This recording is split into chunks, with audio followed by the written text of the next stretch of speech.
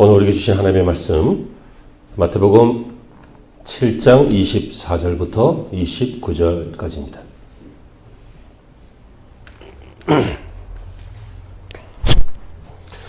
마태복음 7장 24절부터 29절 말씀을 성경을 보시면서 혹은 자막을 보시면서 제가 먼저 읽고 여러분이 읽으시면서 교독하도록 하시죠.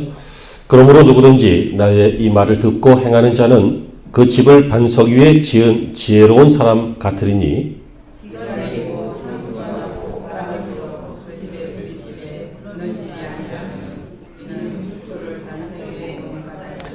나의 이 말을 듣고 행하지 아니하는 자는 그 집을 모래 위에 지은 어리석은 사람 같으리니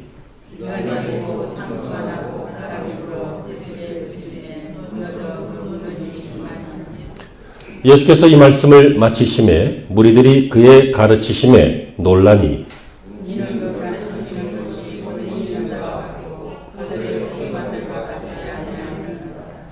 아멘. 좋은 주일입니다. 하나님의 은혜가 여러분에게 함께 하시기를 주 이름으로 축원합니다. 여러분 뉴욕에 마치 서울의 여의도처럼 뉴욕에 그 가운데 섬이 하나 있는데 맨하탄이라고 하는 섬이 있죠. 거기는 고층 빌딩이 많이 있습니다. 세계 금융의 중심이고 그리고 뉴욕 자체도 굉장히 높은 마천루들이 많이 있습니다. 엠파이어 스테이트 빌딩, 록펠러 센터, 크라이슬러 빌딩 이런 초고층의 건물들이 이곳에 많이 있습니다. 무너지지 않을까 걱정도 됩니다. 그렇게 높이 건물 높이가 몇백 미터니까 굉장히 높이 지면 위험하지 않을까요? 그런데 그렇지 않은 것 같습니다. 왜냐하면 그 집안이 그 맨하탄 섬 그 집안이 돌입니다. 암석입니다. 그래서 집안이 튼튼하기 때문에 기초를 견고하게 할 수 있고 그래서 고층 빌딩들을 세워놓을 수 있습니다. 여러분 건물은 정말 겉모습도 중요하고 유리 붙이고 예쁘게 짓고 다 중요하겠지만 정말 중요한 것은 기초입니다. 예쁘게 져놓고 삐뚤삐뚤하게 싹 돌려가지고 화려하게 졌는데 무너지면 어떻게 해요? 여러분 온갖 시설로 멋지게 해놨지만 무너지면 소용없습니다. 가장 중요한 것은 무엇이라고요? 말하는 척이라도 좀 해보셔요. 뭐라고요? 기초입니다. 여러분 우리가 그런 아픔을 가지고 있잖아요. 예전에 모 백화점이 무너진 적도 있었어요. 그리고 어떤 다리가 무너진 적도 있었어요. S다리, 둘 다 S군요. 그 이유가 무엇입니까? 다 기초가 잘못됐기 때문입니다. 우리의 삶도 마찬가지입니다. 이 기초라고 하는 것은 건축에서만 사용되는 것이 아니라 모든 부분에 해당되어집니다. 실력도, 공부도, 운동도, 체력도 다 기초가 중요한 것이죠. 여러분 신앙생활하고 있는 저와 여러분들 신앙생활은 어떨까요? 신앙생활도 물론 기초가 중요하겠지요. 그래서 읽으신 본문에 보시면 예수님이 직접 하신 말씀인데 예수님께서 두 사람이 집을 짓고 있다. 근데 한 사람의 집은 이렇고 저 사람의 집은 이렇다라고 하시면서 신앙생활의 기초에 대해서 설명하고 계십니다. 예수님이 신앙생활을 비유하시기를 집 짓는 것이다. 이렇게 비유하셨습니다. 여러분 그렇습니다. 신앙생활은 집을 짓는 것과 같습니다. 이 예배 드리는 것도 집의 어떤 한 부분을 만들고 있는 것입니다. 여러분들이 봉사를 하시는 것도 집의 어떤 한 부분을 만들고 있는 것이고 좌측편에 계신 분이 오늘은 가운데로 오셨네요. 잘하셨어요. 왔다 갔다 해야지 내가 헷갈려요. 그리고 저는 주로 이제 앞을 보니까 잘 오신 거예요. 또 다음에 다 이쪽으로 몰리겠다.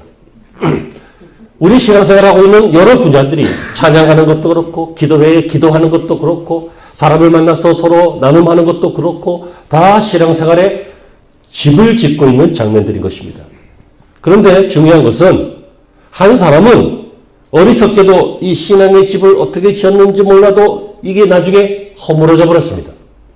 또 한 사람은 지혜롭게 지었다. 주님이 이렇게 평가하시는데 지혜롭게 지었기 때문에 든든히 서 있다. 이렇게 평가합니다. 무슨 말입니까? 어떤 사람의 신앙의 집은 그럴듯해 보이는데 허물어지기도 하고 어떤 사람의 신앙의 집은 허물어지지 않고 든든하게 끝까지 잘 버티더라 라고 하는 것이죠. 여러분, 똑같은 두 집인데 결과가 다릅니다. 그 이유는 무엇입니까? 기초가 달랐기 때문입니다. 본문에서 이 기초의 중요성을 이해하기 위해서 우리는 예수님께서 오늘 비유로 말씀하신 이 비유를 통해서 이들에게 공통점이 있고 차이점이 있는데 어떤 것이 있는지 한번 살펴보시길 바랍니다. 오늘 목사는 우리 가족들이 다 모여서 아주 기본적인 설교를, 기본적인 말씀을 함께 나누기를 생각했습니다. 그래서 저와 여러분들의 기초가 튼튼히 서야 되겠다. 바로 서야 되겠다. 왜 그래요? 기초만 든든하면 어떤 일이 있어도 희망이 있습니다. 어떤 일이 있어도 반드시 성장합니다. 어떤 일이 있어도 승리할 수 있습니다. 기초가 중요합니다. 그래서 이 두 집의 공통점을 한번 생각해 보시죠. 첫째로 이 두 집의 공통점은 이 두 사람 다 집을 지을 필요성을 느꼈다는 것이죠. 여러분, 두 사람 다 집이 있어야 한다라고 하는 것을 알고 있습니다. 이 말은 인생 모두가 신앙생활을 필요로 한다라고 하는 것을 인지하고 있다는 거예요. 다 신앙생활이 필요하다라고 하는 걸 알아요.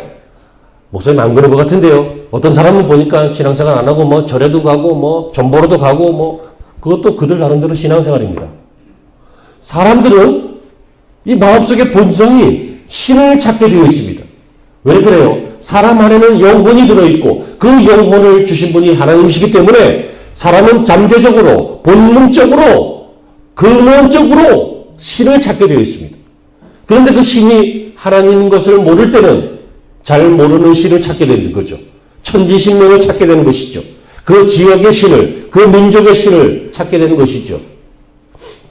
여러분, 강아지가 오 주여 그러는 거 봤어요? 원수이가 아무리 똑똑해도 막 기도하고 찬송하고 예배하고 감동받고 은혜받고 회개하고 그러는 거 봤어요? 사자가 얼룩말 잡아먹고 가슴을 찢으면서 회개하는 거 봤냐고요? 이 모든 영적인 작용은 사람만 하는 것입니다. 그 이유가 무엇이에요? 신앙생활은 사람에게 꼭 필요한 것이고 신앙의 본질은 하나님을 아는 것인데 하나님을 알지 못하기 때문에 어떤 민족이나 어떤 사람들은 다른 것을 섬기지만 어쨌든 신앙이라고 하는 집을 지으려고 한다는 겁니다. 왜 그래요? 사람은 언젠가 죽고 그 죽음에 대해서 영혼은 고민하고 있고 그 영혼이 고민하면서 어떻게 할 것인가 해결책을 찾는 과정이 그것이 불교요, 힌두교요, 이슬람이요, 뭐 각종 종교요, 그리고 세계에서 말하고 있는 어떤 신앙생활의 책이라는 것이죠. 이해가 되시죠? 이해가 안 되면 안 되는 것처럼 해보세요. 그럼 계속 설명할 테니까. 이해되시죠? 이 두 사람 다 집을 짓고 싶어 했어요. 집은 사치품이나 필수품이 아니라, 사치품이나 어떤 허영심에서 존재하는 것이 아니라 우리의 필수품입니다. 반드시 집이 있어야 잠을 잘 수 있고 생활의 거처가 되기도 하고 크든 작든 좋든 나쁘든 집은 꼭 필요한 것입니다. 그것처럼 신앙생활은 해도 되고 안 해도 되는 것이 아니라 꼭 필요한 것입니다. 할 수만 있거든 정확하게 하는 것이 옳죠. 바르게 하는 것이 맞죠. 어쨌든 사람들이 알든 모르든 신앙생활은 취미생활이 아닙니다. 신앙생활은 생명에 관계된 것이고 사느냐 죽느냐의 문제고 천국이냐 지옥이냐의 문제고 사는 동안 축복이냐 사는 동안 저주냐 그 문제이고 그래서 이 두 사람은 이런 것들을 느꼈기 때문에 아이가 아니기 때문에 인생의 집을 신앙의 집을 지을 필요성이 있겠다라고 생각했고 이 두 사람은 집을 짓기 시작했습니다. 그것이 공통점입니다. 두 번째 공통점은 집을 졌다는 것이죠. 나름대로 자기의 집을 졌습니다. 여러분 열심히 집을 졌어요. 나름대로 완성했어요. 이 지혜로운 사람, 어리석은 사람 두 종류의 사람으로 예수님이 말씀하고 계시는데 이 두 사람 다 집을 졌어요.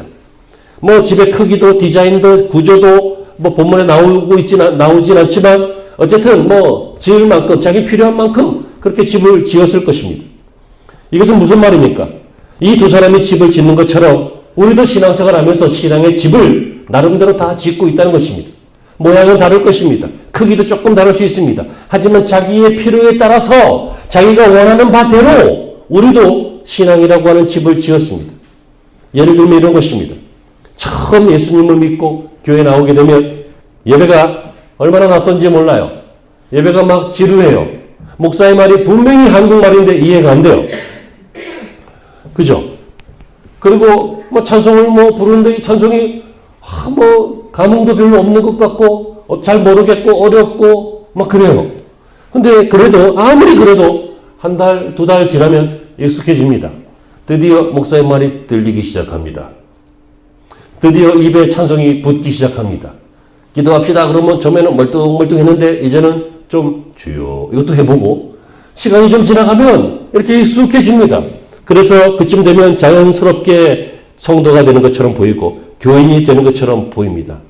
누가 봐도 신앙생활의 형식이 잘 갖춰졌습니다. 이제는 제법 집사 같습니다. 성도 같습니다. 예수 믿은 지 1년 된 사람, 2년 된 사람 같습니다. 그런데 무엇이 문제입니까? 신앙생활을 좀 하다 보니까 익숙해져서 내 신앙의 집이 좀 멋있게 그럴듯하게 만들어진 것 같은데 오늘 예수님은 도대체 뭐가 문제라고 이런 말씀을 하십니까? 집을 지으면 될 거 아니에요. 집이 짓다가 안 짓거나 짓다가 못 짓거나 하는 게 아니라 일단 집을 졌다니까요. 집을 졌어요. 신앙의 모습을 갖췄어요. 그런데 예수님께서는 무엇을 말씀하십니까? 집을 지었느냐 안 지었느냐 그게 문제가 아니라는 거예요. 그 집이 어떤 집이냐가 문제라는 거죠. 우리가 오늘 읽으신 본문 24절부터 읽으셨지만 그 바로 21절, 2절, 3절 그 바로 앞에 보면 이런 말씀이 있습니다. 21절입니다. 나더러 주여 주여 하는 자마다 다 천국에 들어갈 것이 아니요. 다 같이요. 다만 하늘에 계신 내 아버지의 뜻대로 행하는 자라야 들어가리라. 이 다음 말씀은 더 충격적입니다. 22절, 23절.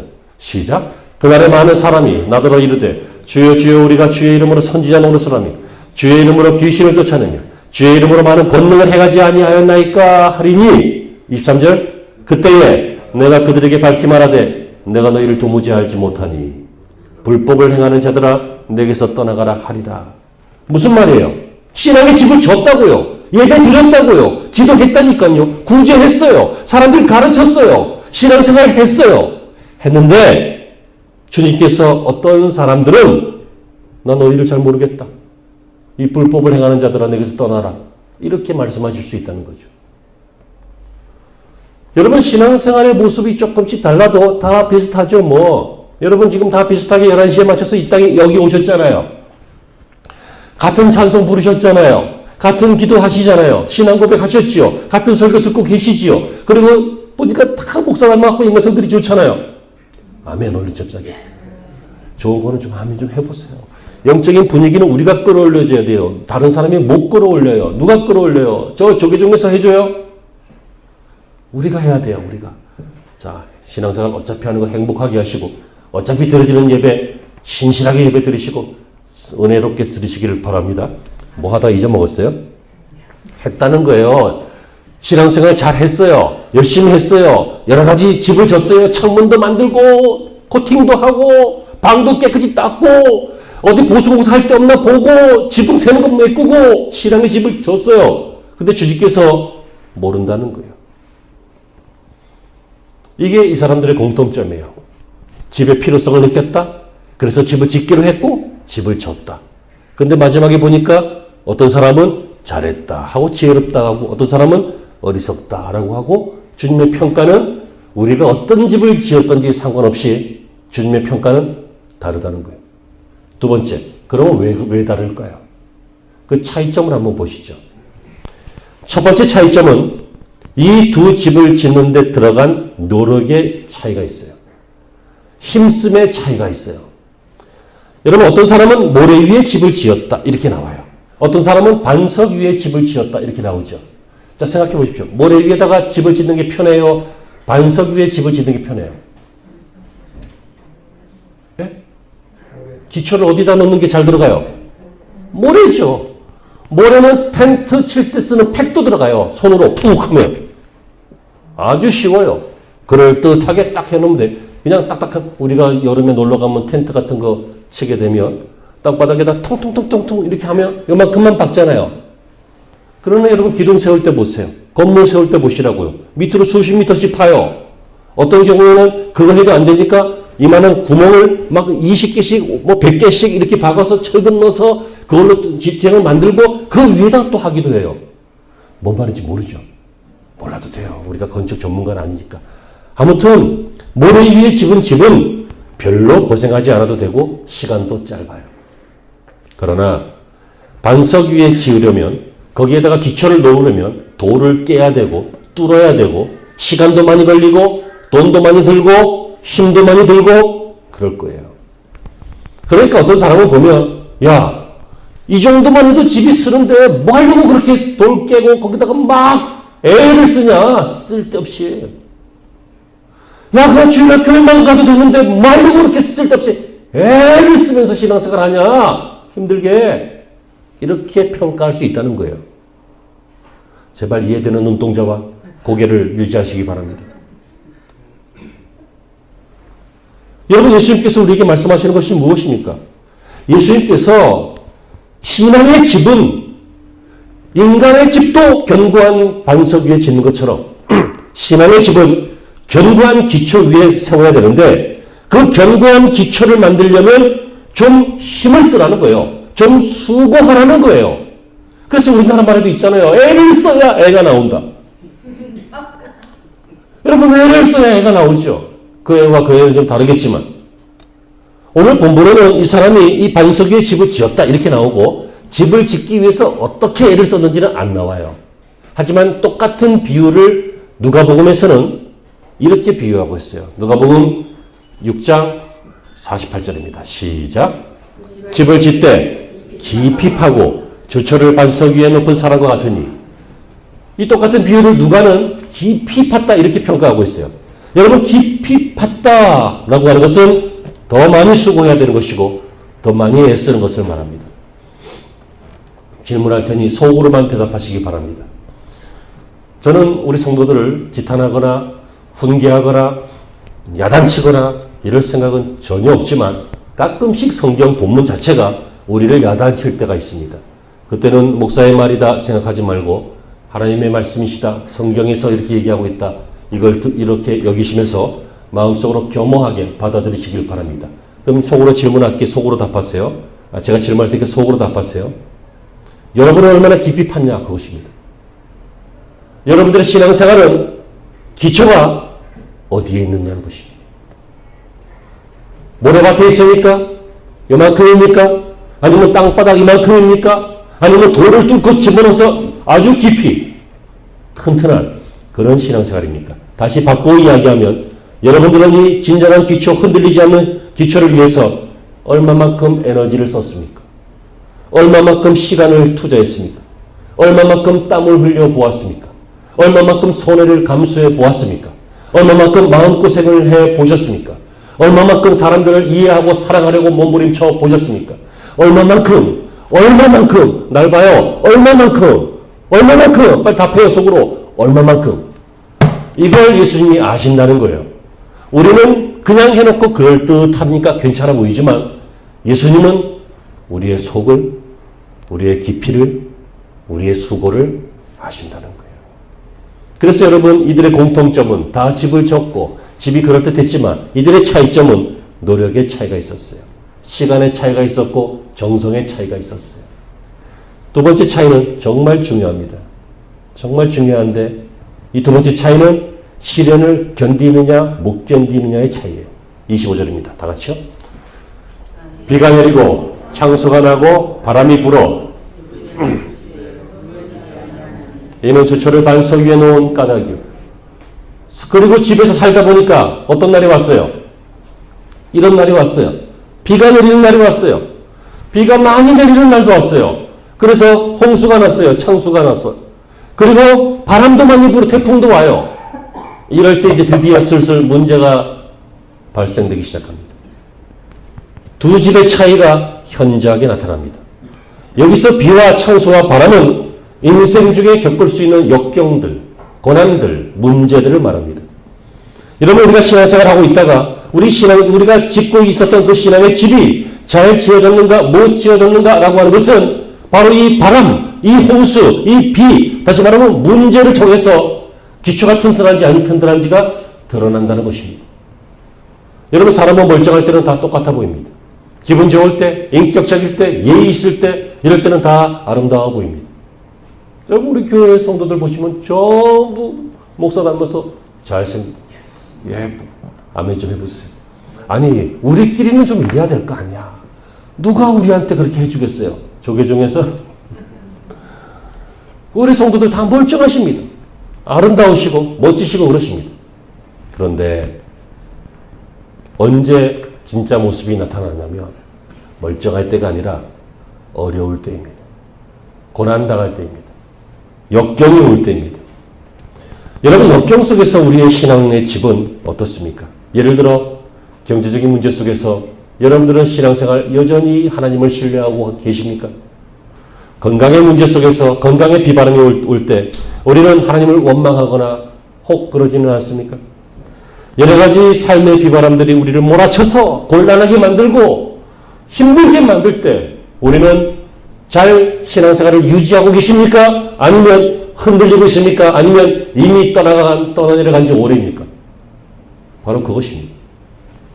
만약에 여러분들이 감정이 나빠졌거나 기분이 상했거나 아니면 여러 가지 환경 때문에 막 어둠이 막 근심이 막 염려가 찼거나 그래서 더 이상 신앙생활이 잘 안 되네라고 한다면 기초가 얕은 것입니다.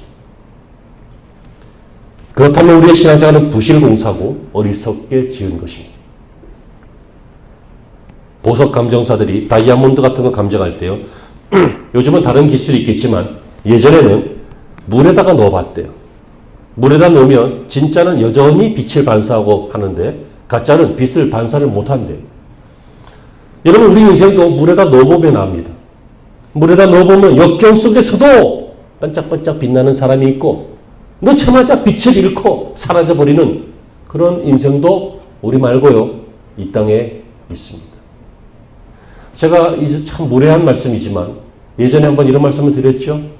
저는 마음 먹으면 여러분들을 2분 안에 시험 들게 할 수 있습니다. 2분이 뭐야? 어떤 사람은 20초도 못 버틸걸? 내가 막 이렇게 막 험하게 막 욕을 해가면서 인격을 모독하면서 막 사람을 무시를 하고 그러면 시험 들 거예요? 안 들 거예요? 집사님? 예? 들 거예요? 빨리 얘기해요. 들 것 같아요? 지금까지 설교 들었는데 역경 속에서도 빛나라니까. 그렇게 하는 사람 그런 경우는 없죠. 그런 경우는 없어요. 하지만 은근히 그런 게 느껴질 때는 있어요. 살다 보면 이 사람 때문에 기분 나쁘고 저 사람 때문에 시험 들고 뭐 그럴 때 있어요. 있다니까요. 그런 의도가 아니었더라도 그때 우리 신앙이 어떠냐, 그게 문제입니다. 동경에 임페리얼 호텔이라고 있습니다. 지은 지 50년이 됐습니다. 50년이 넘었습니다. 이 호텔을 지은 사람이 미국 건축가 프랭크 로이드 라이프라고 하는 사람인데요. 이 건물 짓는데 4년 정도 걸렸다고 하는데 기초를 닦는데 2년이 걸렸대요.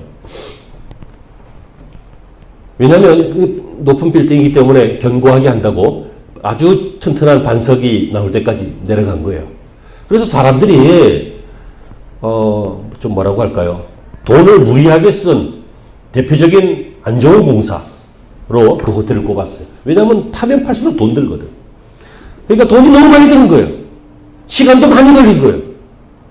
그래서 저 호텔 결국은 졌는데 4년 만에 졌는데 돈 많이 쓴 아주 쓸데없이 돈 쓴 그런 호텔이다. 공사다. 그로부터 52년이 지난 후에 동경 대지진 때 일대의 빌딩은 다 무너졌지만 그 호텔 건물은 건재했어요. 여러분, 사람의 생명과 관계된 거 아니에요. 우리 영혼하고 관계된 거 아니냐고요.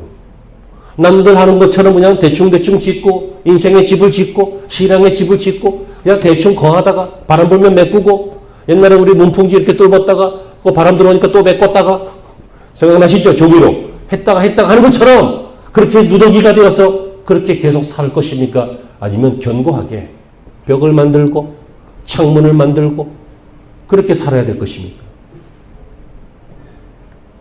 사랑하는 여러분, 틀림없이 여러분들이 좋아하시든 싫어하시든 상관없이 인생의 문제들은 올 것입니다.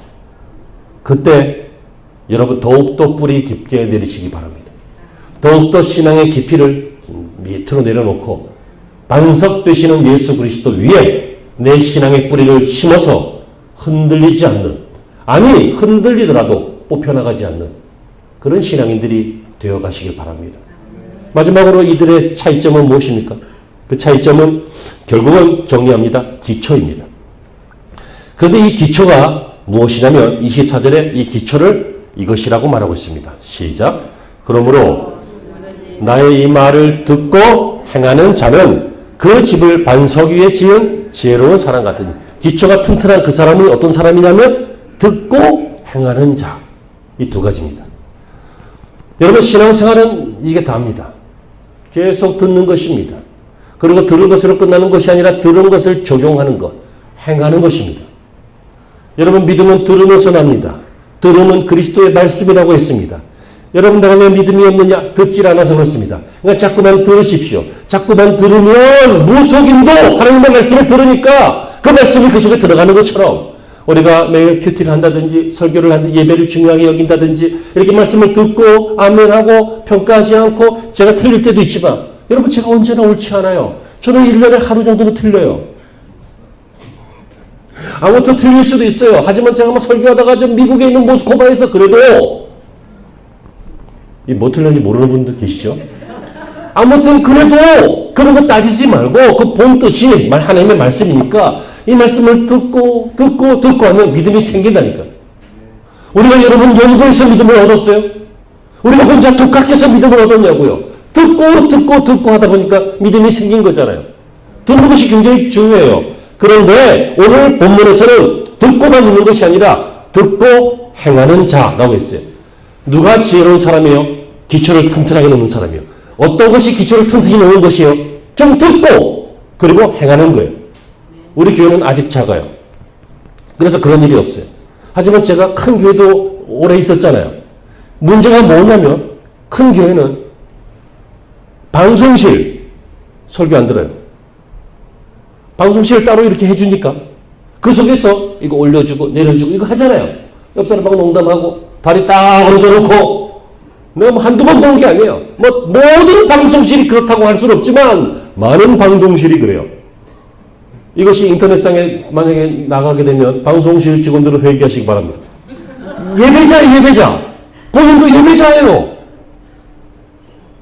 그 다음에 대단히 중요한 거, 찬양단 예배 안 드려요. 노래하고 퇴장한 다음에 사라져. 어디가 있는 거예요? 자기들끼리 커피 마시고 농담하러 가요. 제가 이거 대표적인 거 틀림없이 얘기하는 거예요. 세 번째, 차량부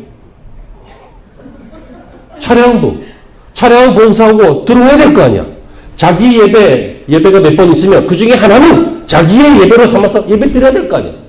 밖에서 맨날 놀아요. 밖에서. 봉사는 하고 예배는 없는 거예요. 그 다음에 제일 마지막에 굉장히 제가 조심스럽게 말하는데 유아실 예배 안 드려요. 우리 교회 말고라 그랬어? 시험들 좀. 유아실 애들 눈 맞추고 노느냐고 바빠 그냥. 꼴러리.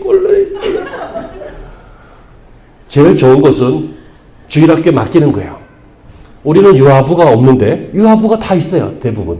유아부에 맡기는 거예요. 애가 울든지 말든지 어린이집 보내잖아. 울든지 말든지 유아부 선생님이 패든지 말든지 맡기라니까. 그런 선생님 없어요. 잘해줄 거야 아마. 맡기고 어이 유아실 지금 들려요? 잘 들었지? 예배를 드려야 된단 말이에요. 왜 그래요? 들어야 사니까. 들어야 은혜를 받으니까. 목사의 음성을 들으라는 것이 아니라 하나님께서 이 성경을 통해서 우리에게 전하시는 그 말씀이 들리면 믿음이 생기고 사니까 들어야 된다는 거예요. 이 네 개의 부서는 우리 교회는 지금 없으니까 상관없는데 이 네 개의 부서는 앞으로 제가 평생 특별 관리할 겁니다. 뭐예요? 방송실, 그리고 찬양단, 그리고 차량부, 그리고 유아실. 특별 관리 대상이에요. 왜 그래? 안 들으니까. 그러면 예배실 안에 계신 분들은 다를 것이냐? 어느 교회나 예배실 안에서도 몇 % 정도는 정신이 나가 있어요. 딴 생각한다니까요. 갯돈 생각하고 할 일 생각하고 다 엉뚱한 생각해요. 오늘따라 오기 싫은데 오니 목사가 희한한 소리 하는구나 이런 거 생각하고 들어야 돼요. 이 두 사람의 차이는 무엇이냐면 반석 위에 지은 사람은 기초가 튼튼하잖아요. 모래 위에 지은 사람은 어리석다고 했잖아요. 이 사람들의 차이는 듣고 행하는 자, 그가 반석 위에 집을 지었다. 다시 말하면 듣고 행하는 사람, 말씀을 듣고 은혜를 받아서 행하는 사람, 이 사람이 지혜로운 사람이고 기초가 있는 인생이라 그 뜻이죠. 여러분의 신앙의 집은 말씀을 들을 때 생기는 것이고, 그 다음에 두 번째는 듣고 행할 때 생기는 거예요. 오늘 본문은 듣고 끝나라고 하지 않았어요. 듣고 행하는 자. 알기는 정말 많이 알아요. 왜요? 30년 들었으니까. 오래 들었어요. 많이 알아요. 굉장히 많이 알아요. 근데 정말 아는 건 별로 없어요. 핵심을 모르는 거예요. 수박 겉핥기라니까요. 태양의 후예에 나온 그 탤런트 둘이 결혼했지. 송씨. 이름이 뭐예요? 생각이 안 나네? 네? 아, 그렇죠. 그분이죠. 자, 그러면 예수님의 12제자 이름은 누구예요? 우리가 신앙생활 30년 됐는데 아직도 예수님의 12제자 다 몰라요. 안다고요? 뭘 알아요? 주님의 뜻을 안다고요? 주님의 뜻이 뭔데요? 신앙생활이 어떤 것인지 대충 감이 잡혀요? 감 잡히면 말씀 좀 해보세요. 신앙생활이 뭐예요? 아는 것 같은데 사실은 잘 몰라요. 이제 와서 모른다고 하니까 미안해서 아는 것처럼 가만히 있는 거예요. 아니냐고요. 2분만 흔들면 교회 떠나갈 사람들이에요. 여러분 말고요. 대부분의 현대 교인들이 2분만 목사가 흔들면 교회 떠나가요. 뭘 아냐고요? 몰라요. 오래 들었는데 왜 몰라요? 행한 적이 없으니까. 다시 말하면 경험이 없기 때문에 그래요. 기도하라. 그럼 응답하리라. 그래서 기도해봤는데 응답이 없거든. 관두는 거예요. 언제까지 기도해야 돼요? 응답을 받을 때까지. 그럼 응답을 받게 되면 그게 경험이 돼요. 야, 이런 경험이 생겼구나. 그러면 계속 기도할 수 있게 돼요. 수고하고 힘내고 막 땀 흘리고 손해보고 이거 좋은 거 아니죠. 하지만 그렇게 하는 것이 주님의 뜻이니까 수고도 해보고 손해도 보니까 하나님이 축복해 주신 것을, 하나님이 위로해 주시는 것을, 하나님이 놀랍도록 역사하신 것을 경험해 봐야 이 일을 계속해요. 왜 하다가 못해요? 경험이 없어서 그래요. 그러므로 여러분 행하시기를 바랍니다. 언제까지요? 경험이 될 때까지. 언제까지요? 끝까지. 하나님이 반응하실 때까지. 지혜로운 사람은 말씀을 듣고 말씀대로 행하는 사람입니다. 그러나 어리석은 사람은 자기가 똑똑한 줄 알고 자기의 판단이 옳은 줄 알고 이 정도 했으면 됐잖아. 안 되잖아. 관도. 이걸 뭐라 그래요? 이걸 뭐라 그래요? 하다가 그냥 관두는 거. 가다가 아니 가면 못하니라. 뭐 그런 얘기 있죠. 오르고 또 오르면 못 올 리 없건만은. 그런 거 있잖아요.